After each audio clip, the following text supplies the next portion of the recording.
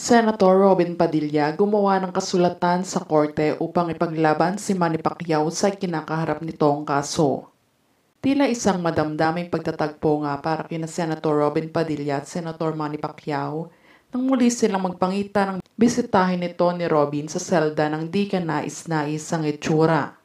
Ngunit sa kabila nito ay usap-usapan naman sa mundo ng showbiz ang di umanay paglalabas ng official statement ng asawa ni Manny na si Jinky Pacquiao ukol sa kinakaharap ngayon ni Manny na kaso at pinangako nga daw niya sa kanyang asawa na gagawin umano niya ang lahat para lang makalaya ito sa lalong madaling panahon.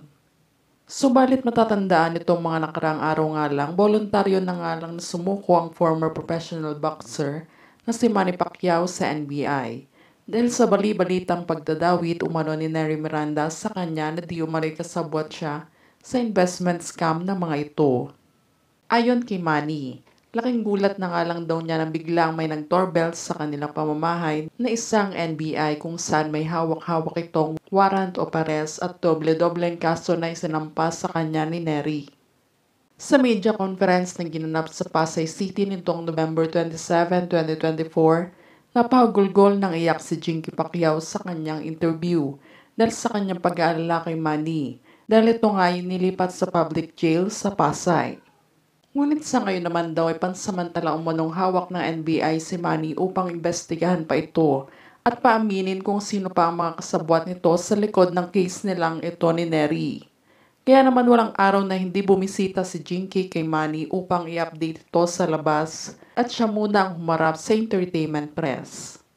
Ayon kay Jinky, bago ako umalis kanina ay napaiyak ako sa nakikita kong sitwasyon kay Manny.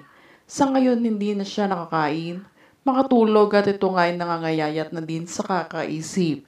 Pansamantala ko muna siyang iniwan kay attorney upang i-update ko kung ano na ang balita at nangyayari sa labas. Masasabi nga daw niyang mala roller coaster ride ang problemang kinakaharap ngayon.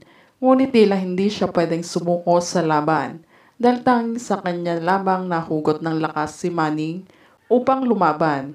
Kaya tanging dasal at kaligtasan na lang niya sa akin, sapat na at sana sa huli ay makamit na namin ang inaasam naming hustisya.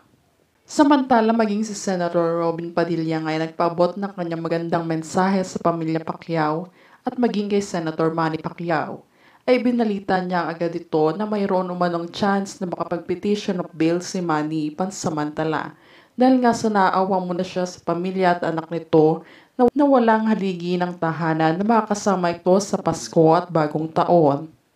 Ngunit hindi naman ito napatunayan pa ng kampo ni Nery na isang ngang kasabwat si Manny. Kaya sa ngayon nga ay patuloy pa din na iniimbestigahan ng NBI mula sa kanyang panig at ikinakaharap nitong kaso ngayon.